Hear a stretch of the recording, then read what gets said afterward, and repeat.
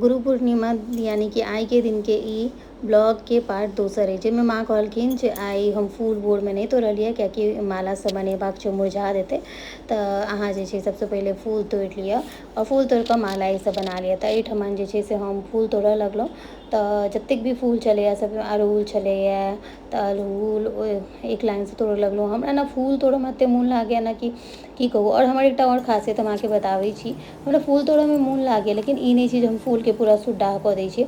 बहुत लोकके बहुत बेकार आदत होइ छै, चाहे अपन गाछ हो चाहे दोसरके गाछ हो, की करऽ ताबे तक फूल तोड़ऽ जाबे तक कि पूरा गाछ सुन्न नहि भऽ जाए। हमरा ने गाछमे से पूरा निट्ठा एना नहि नीक लागैए तऽ हम फूल तोड़ि कऽ और माला बना कऽ पूजा घरमे आबि गेलियै। ओतऽसँ आबि कऽ हम आब भनसाघरमे चलि गेलहुँ किएक तऽ 4:30 बजेसँ पूजाके टाइम छलै। तऽ हम सोचलहुँ कि पहिले सबटा खाना पीना बना लेब रातिवला तऽ आरामसँ बैसि कऽ पूजा देखब। और अंशके ई रहै छनि कि जहन हम सामने रहबै तऽ हुनकर मोन स्थिर रहै छनि। तऽ एहिठमन जे छै से हम सोचलहुँ कि खाना पीना बना कऽ चढ़ा दै छी, सिर्फ कनि मनि बचतै छै तऽ ओ बादमे बना लेबै किएक तऽ खाना तऽ रातिमे 8 बजेके बादे खेथिन पंडीजी। तऽ एहिठमन जे छै से हम साग बनाबै छलहुँ हेँ, गेनहारी साग पप्पाजी आनि कऽ रखने छलखिन हेँ। और आइके मेन्यूमे की सब छै से हम पहिले कहि दै छी। साग बनबैत तऽ सबसँ पहिले सरसो तेलमे हम हरियर मिरचाइ और धऽ कऽ एहिठमन और ओकर बादमे नून हरदि दऽ कऽ जेना हम कोनो भी साग बनबै छी तेना एहिठमन साग हम दऽ देलियै, कहलियै अपन सिद्ध होइत रहतै। आ तकर बाद हम एहिसँ पहिलेहे की केने छलियै जे छै से ओल उसैन कऽ राखि लेने छलियै।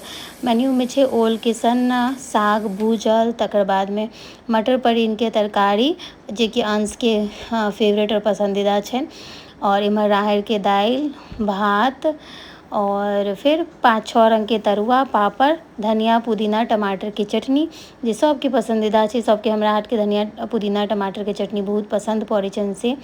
और तकर बादमे जे छै से अंश लेल रोटी, किएक तऽ अंश कहबेके दिनेमे कहि देने छलखिन हेँ मम्मी हम मटर पनीर सने भात नहि खायब, अहाँ हमरा लए रोटी बना देब। तऽ इएह सब छै मेन्यूमे।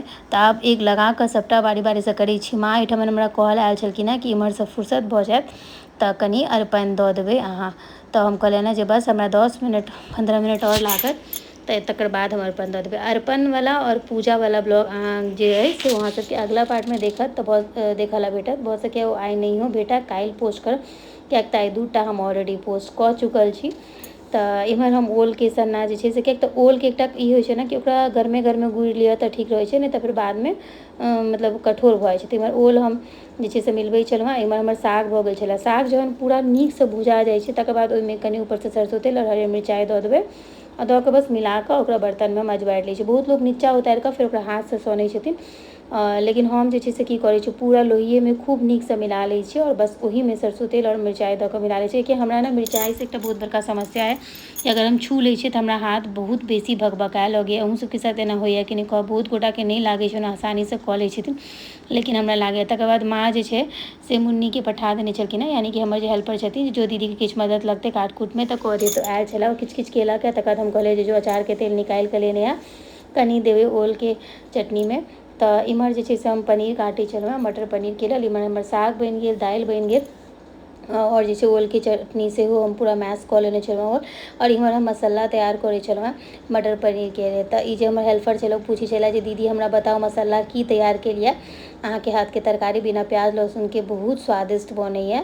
तऽ ओकरा हम बताबै छलियै। हमरा ई नहि रहैए कि हम ई चीज नहि बतेबै एना छै, किएकि सबके हाथके अपन अलग अलग स्वाद होइ छै। ई नहि छै कि अगर हम बता देबै कि हम की मसाला दै छियै तऽ ओकरो एनाही बनि जेतै। सब अपन अपन स्वादसँ बनाबै छै और हर किसीके सिखेबाक चाही। अहाँके की आबैए से मैटर नहि करै छै, अहाँ दोसरोके सिखाबियौ ओ मैटर करै छै। तऽ इम्हर हम जे छै शिमला मिर्च और मटर दऽ कऽ एकरा भूजै छलियै। जीर हींगके बस फोरन देने रहियै और 2 दालचीनी खसा देने रहियै, किएक तऽ बिना प्याज लहसुनके सबटा खाना बनतै, पंडीजी खेथिन, भोजन हेतै ओहि दुआरे। और हम की करै छी मटरके भूजि कऽ बनाबै छी, उसैन कऽ नहि। पता नहि किया हमरा ने उसनलवलाके टेस्ट ओतेक पसन्द नहि आबैए ताहि दुआरे।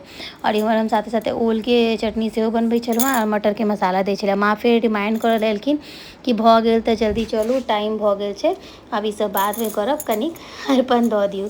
तऽ बस हम एकरा झाँपि देलियै, कहलियै कि अभी जाबे तक भुजेतै और तकर बाद एहिमे झोर तोर धऽ कऽ एकरा सीटी लगा देलियै। भुजलाके बाद हमर तरकारी सब तैयार अइ। हम सोचलहुँ कि किचनसँ जे हमर आधा काज खतम भऽ जायत ने तऽ हम चैन भऽ जायब। इम्हर राहरिके दालि अइ और मटर पनीर, तकर बाद अरवा चाउरके भात, एतऽ जे छै से अहाँके साग, ई चटनी अइ ओलके चटनी और एतऽ तरुआ सब हम आधा बना लेने छलियै और आधा छलियै कि गरमे गरमे बनाबऽके छै, मतलब जेना आलू सबके तरुआ बना लेने रहियै। तऽ अगला वीडियोमे अहाँ सबके पूजाके पूरा वीडियो देखाबै छी, ठीक।